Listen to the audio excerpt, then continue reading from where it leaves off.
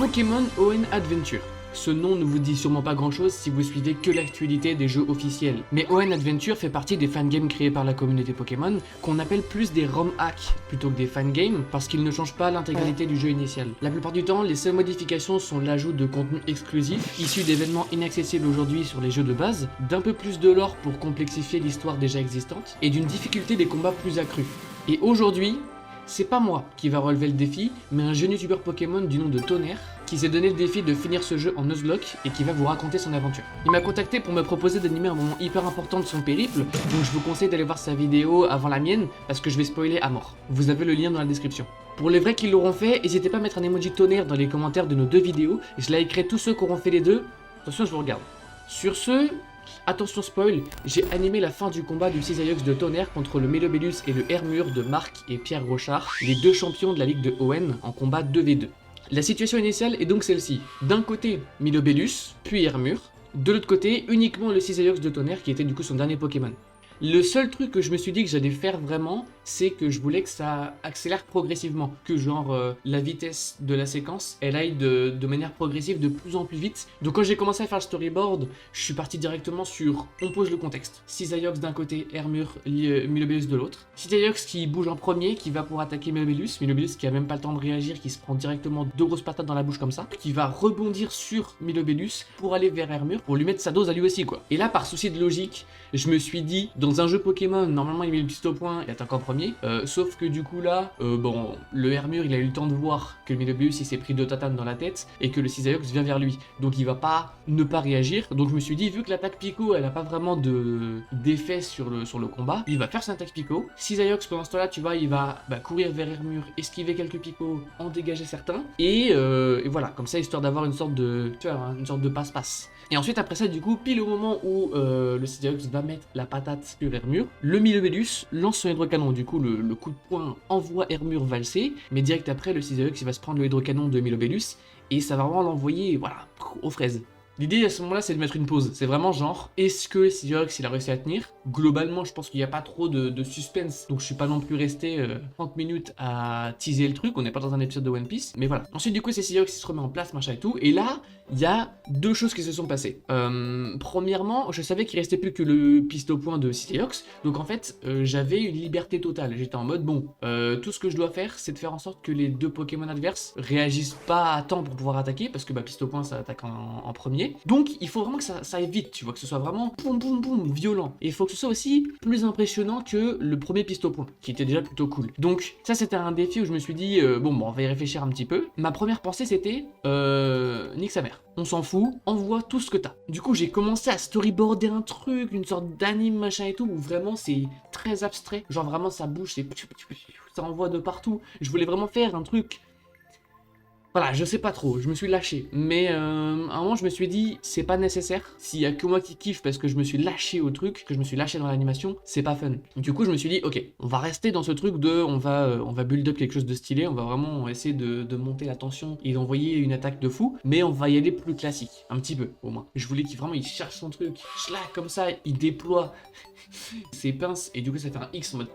Il saute en l'air, aucun rapport avec l'attaque de pistopoint, hein. Logiquement pistopoint c'est juste il se ramène proche des adversaires très vite et il leur met des petites patates très vite, mais voilà c'est pour le flow. Donc il saute très haut, il atterrit au sol, limite il fait un séisme, c'est plus la même attaque, ça fait sauter les deux Pokémon en l'air, et il en profite pour envoyer du coup son meilleur pistopoint sur les deux Pokémon, donc ils se font rafaler les deux en même temps, donc là on est vraiment sur un vrai pistopoint, et à la fin de l'attaque, les deux Pokémon se font dégager, et ils atterrissent au sol, finito, c'est win. Voilà à peu près où on était. Je vais pas continuer à développer trop sur la phase d'animation brouillon, parce que globalement c'est la même chose, mais juste maintenant ça bouge au lieu que ce soit juste des images fixes.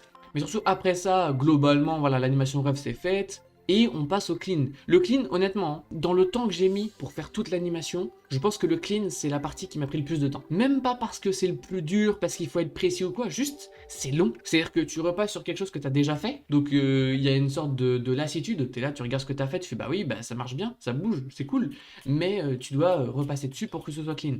Je pense que si je dispatche un peu le temps, le truc qui m'a pris le moins de temps, ça devait être soit le storyboard, soit le montage, donc le compositing. Le plus court, c'est compositing, montage et storyboard. Deuxième, ça doit être animation rough, quoique Non, ça doit être la couleur. Mettre la couleur, c'est le deuxième plus rapide. Parce que je l'ai vraiment tracé, j'ai fait ça en... Ah, quoique, non. Non, je pense pas. Je pense que c'est pareil. L'animation en brouillon, c'était la troisième plus rapide. Et du coup, en quatrième plus rapide, c'est la couleur. Et du coup, la partie la plus longue, c'était le clean. Mais le clean... Oh.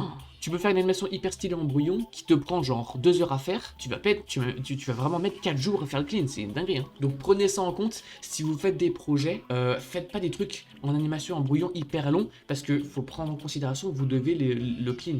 Du coup, on passe les détails, clean puis couleur et on arrive à un résultat qui est un peu comme ça. Donc c'est pas réellement le résultat que vous avez en finale parce que j'ai vraiment fait un gros travail de compositing. Vu que j'ai eu carte blanche de la part de Tonnerre, j'ai pu me permettre de faire quelques trucs où en gros sur le storyboard et sur l'animation brouillon, j'ai omis des détails, j'ai pas animé certains plans, j'ai juste fait genre un dessin parce que je savais que j'allais l'animer genre au montage. Donc par exemple le moment où le Cisaiox il fait un X comme ça et puis il saute, bah là du coup j'ai fait juste un dessin, des bras comme ça qui font un X et du saut de Cisaiox parce que je savais que j'allais l'animer du coup au montage, parce que je savais que ça fonctionnait, du coup ça faisait le taf. Ça c'est le point fort de faire toutes les étapes de la production et après ça fait que du coup tu fais beaucoup de taf, tu fais storyboard, animation brouillon, animation clean, couleur, montage, SFX musique. D'ailleurs on y arrive à ça, mais d'abord le montage.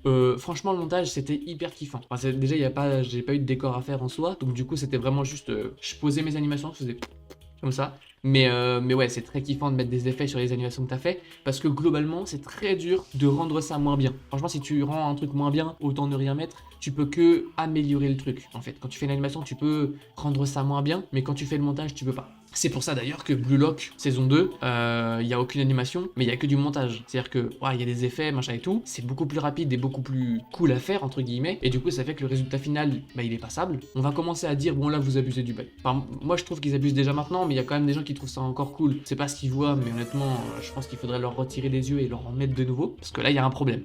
Et ensuite la musique, bon la musique de base c'était Tonnerre qui me l'avait filé, il avait une vision, il voulait vraiment mettre cette musique là du coup sur cette scène, donc j'ai pris la musique et j'ai fait en sorte de découper ça bien pour que ça matche bien avec l'animation. Je vous donne un défi, je sais pas si c'est dur ou pas, parce que bah techniquement moi je vais trouver directement, mais vous peut-être que ça va être dur pour vous. Il y a 2 moments dans la séquence où du coup la musique, j'ai coupé une partie et je l'ai raccordée pour que ça dure la bonne durée, parce que de base la musique elle dure genre 3-4 minutes et la séquence elle dure 44 secondes. Du coup j'ai coupé 2 fois. Je vous donne au défi de mettre le timecode de là où vous pensez que j'ai coupé la musique, et puis on verra ceux qui auront bon quoi. Mais bon honnêtement, j'en doute un peu parce que je sais que j'étais plutôt fier de un des cuts. Il y a un des cuts que j'ai fait où je me suis dit, bah là c'est juste parfait. Genre, je pense même moi si je regarde là maintenant, il y a un monde où j'oublie exactement la frame où c'était. Mais le deuxième, il est peut-être un peu plus reconnaissable. Je vous en dis pas plus. Allez checker, allez essayer de trouver, et puis de toute façon, je répondrai et je dirai aux commentaires qui aura raison. Bien joué frérot, t'es bon, bravo.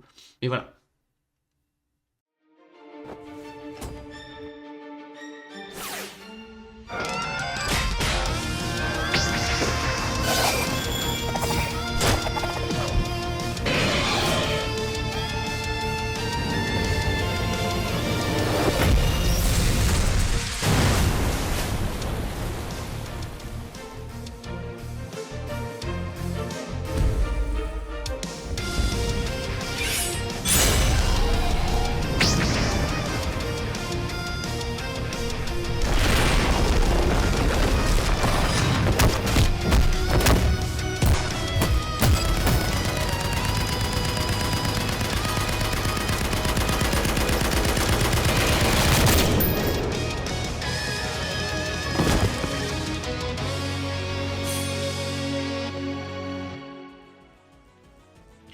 Du coup, en général, c'était très fun de bosser dessus. Vraiment, Tonnerre, il m'a laissé vraiment carte blanche. Je vous conseille encore une fois d'aller voir sa vidéo si vous l'avez pas regardé maintenant et que du coup vous avez fini de regarder, machin, etc. Vous avez bien spoilé l'animation, bien spoilé le final. Je vous conseille d'aller voir sa vidéo, juste histoire de donner de la force, tu vois. Ça fait toujours plaisir. Et n'hésitez pas à vous abonner si jamais vous venez de la chaîne de Tonnerre pour voir cette vidéo, ou même si vous découvrez la chaîne de manière totalement random. On s'amuse bien, on parle beaucoup d'animation. Venez me suivre aussi sur Twitch. On fait tous les samedis soirs un live où du coup je fais de l'animation. Et du coup, nous on se retrouve dans 2 semaines pour la reprise des vidéos de manière régulière. Mais voilà, une vidéo toutes les 2 semaines, vous allez kiffer, ça va être trop bien. On va se lancer des défis, faire des concepts en live. Et puis voilà, si ça vous fait kiffer, petit like, petit commentaire, pour le référencement. Là je force. Bon allez, à plus.